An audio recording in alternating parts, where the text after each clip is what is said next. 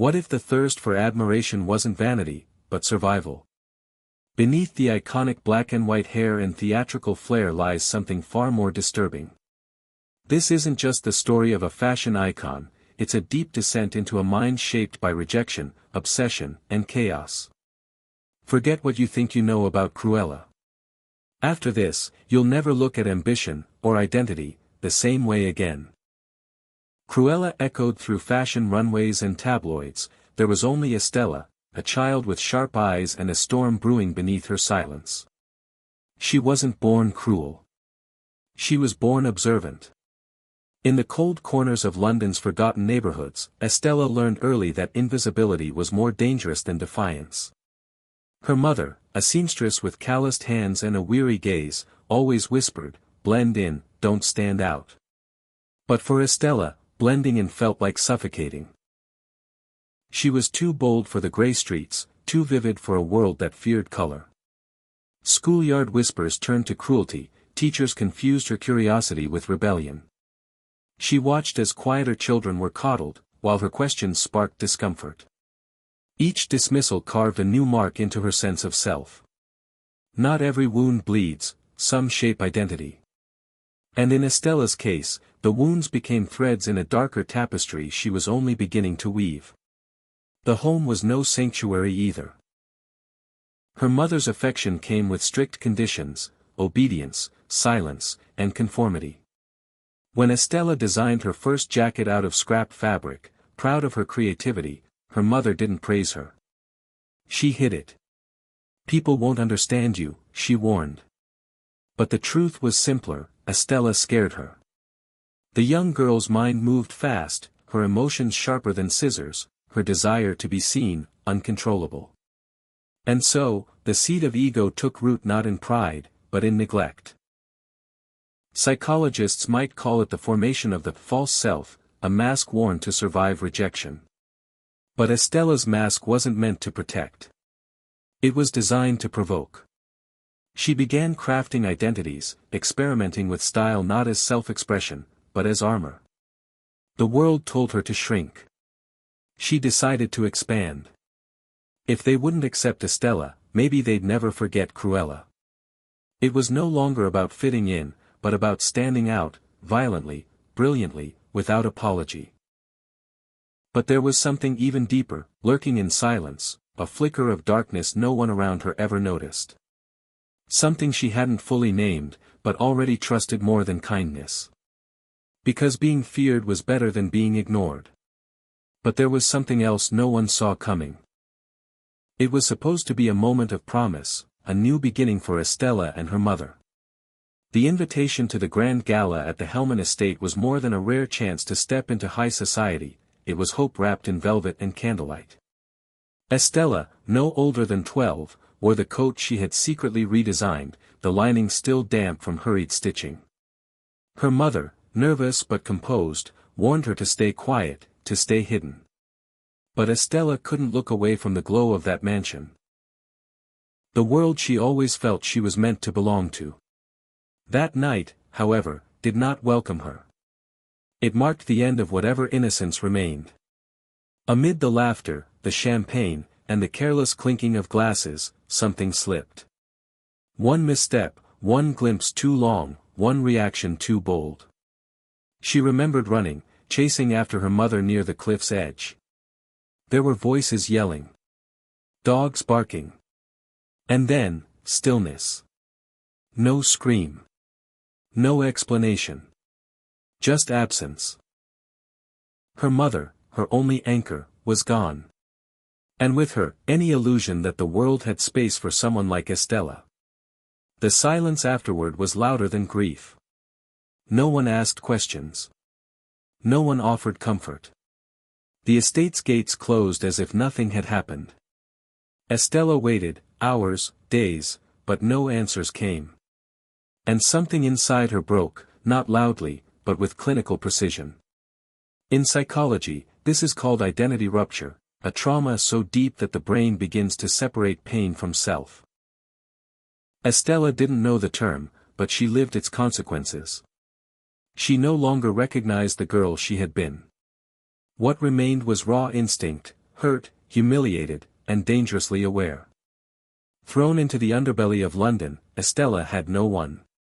She drifted between orphanages and alleyways, learning that in a world built by the powerful, invisibility is a death sentence of another kind.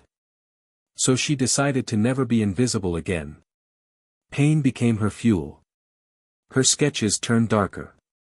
Her ideas sharper. Her fashion, no longer an expression of beauty, but of rebellion. Every piece she created was a scream, disguised in silk. Every thread a memory she refused to let fade. Psychologists might describe this transformation as reaction formation, when a person, overwhelmed by inner fear or hurt, adopts an extreme persona to protect themselves. Estella embraced this unconsciously. She invented rules. She rehearsed personas.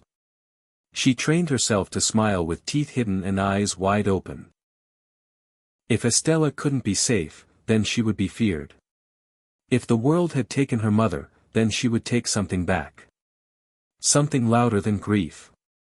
She began to whisper the name Cruella to herself like a secret spell. Not in anger, but in declaration. It wasn't just a mask, it was her true self, awakened. Estella was soft, careful, and forgotten. Cruella would be unforgettable.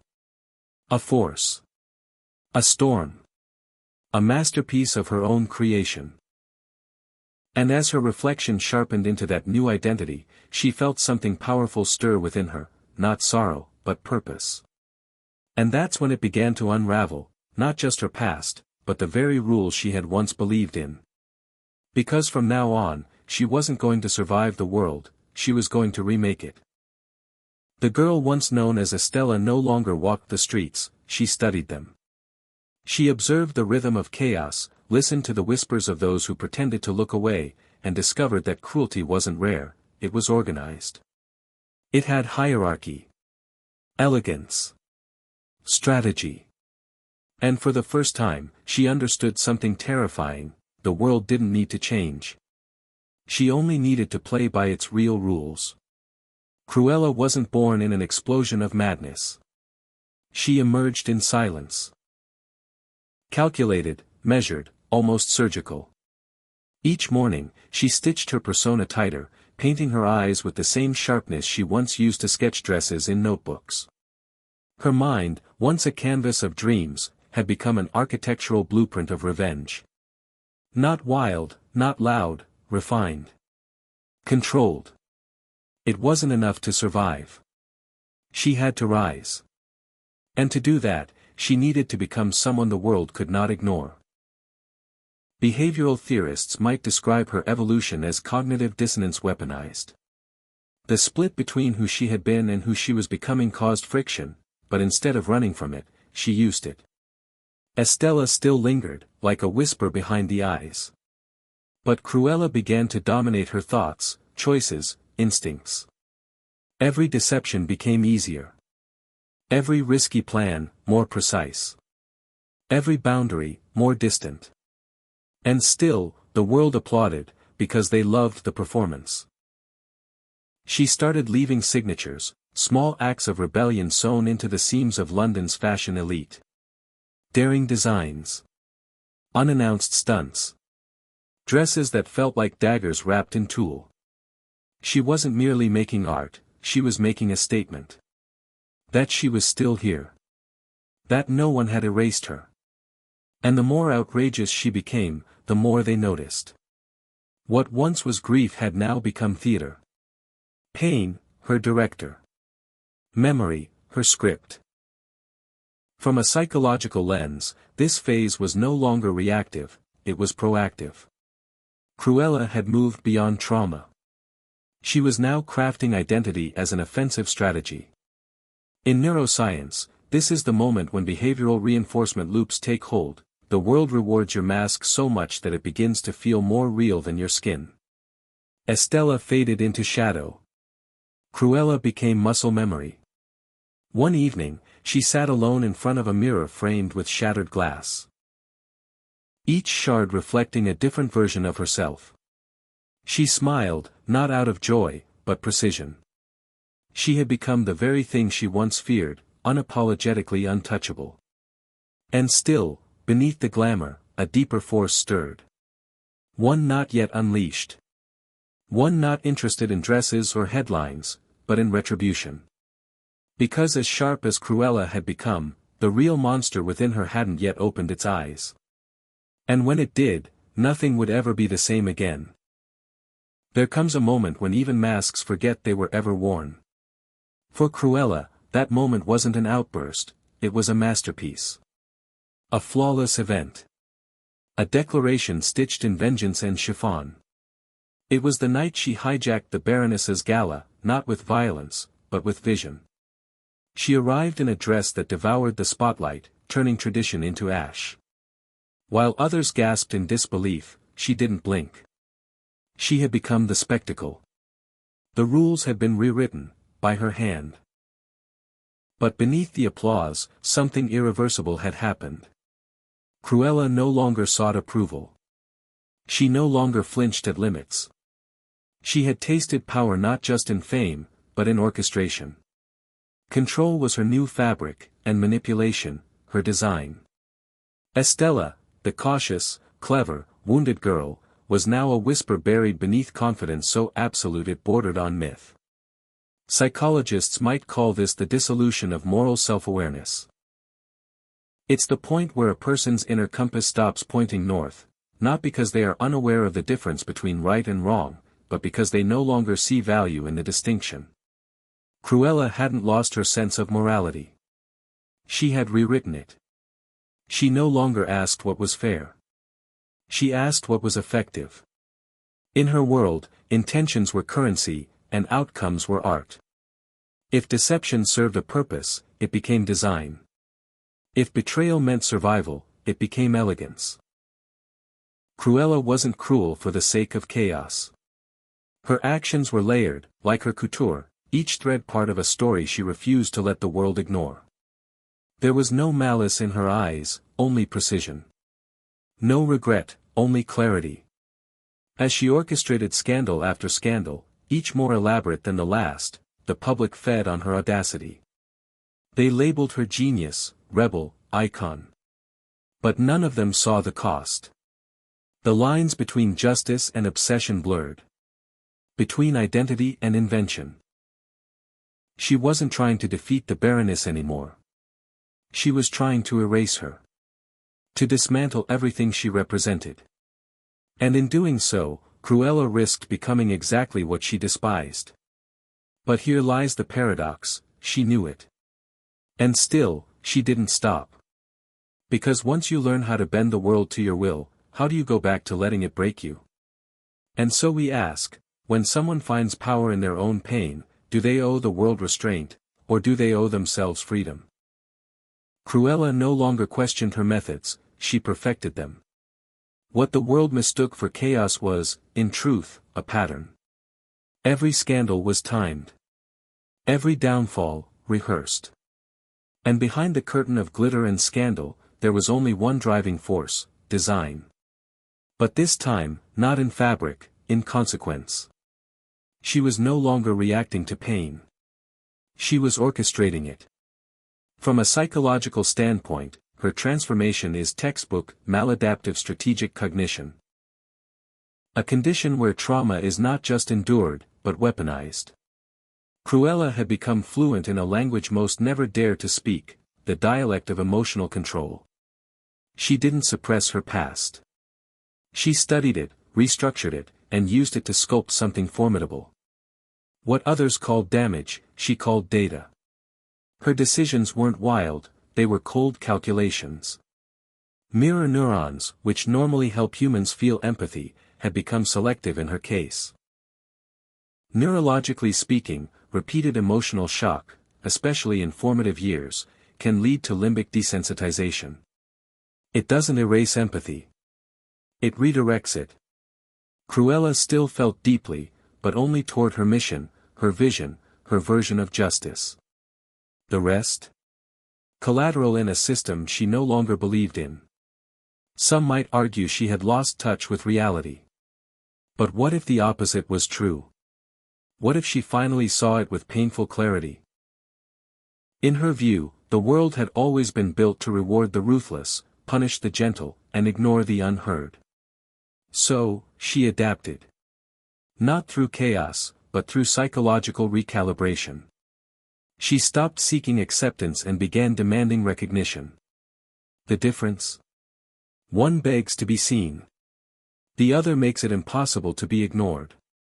Cruella began to attract followers, people drawn to her defiance, her elegance, her refusal to apologize. But what they admired most was what they couldn't name. Her discipline. Every public act was a controlled detonation. Every word, a scalpel. She didn't unravel, she constructed. And slowly, the line between performance and purpose vanished. Experts in behavioral science might point to dark triad traits, Machiavellianism, narcissism, psychopathy, as markers in her pattern. But they would be missing the point. Cruella wasn't broken. She was sharpened. Her intensity wasn't a symptom. It was strategy. And then, in one chilling moment, she looked upon the empire she'd dismantled, not with pride, but with precision. Not as a victor, but as an engineer. She hadn't set the world on fire for spectacle. She had done it to expose the structure beneath the illusion. Because in her eyes, none of it had been madness. It had all been math. And the numbers, finally made sense. When the storm settles, what remains? Ashes, or blueprints? Cruella left behind no dynasty, no heirs, no monument carved in stone. What she left was more dangerous, an idea. A haunting echo stitched into culture itself, the belief that defiance could be beautiful, that pain could be repurposed into power. She wasn't merely remembered, she was replicated. The city that once gasped at her antics now studied them. Designers referenced her rebellion. Executives mimicked her ruthlessness. The media dissected her tactics as if they were marketing case studies. Cruella had become a case of psychological imprinting. Her myth didn't inspire imitation, it rewired expectations. What once seemed scandalous now seemed strategic. Yet beyond the spectacle, a question lingered in whispers: who had she really been? Estella, the girl who wanted to be seen, or Cruella, the woman who refused to be ignored? Or were they simply two masks worn by the same wounded architect, each feeding the other until neither could survive alone? Neuroscience offers an unsettling reflection. The human brain, when subjected to prolonged trauma, often builds dualities. Defense mechanisms become personalities. According to studies on identity fragmentation, the self becomes a house with mirrors instead of walls. Cruella didn't destroy Estella. She absorbed her, layer by layer, until the distinction blurred into myth. In literary terms, she became a symbol of self-authorization, the ultimate rejection of passivity. Her legacy was not that she broke the rules, but that she made new ones, unapologetically, and made others follow. Even those who feared her couldn't help but admire her control. She didn't chase chaos. She harnessed it. But as with all icons, her story leaves behind a riddle. The Baroness faded into footnotes. Her empire, dismantled. The fashion world changed forever.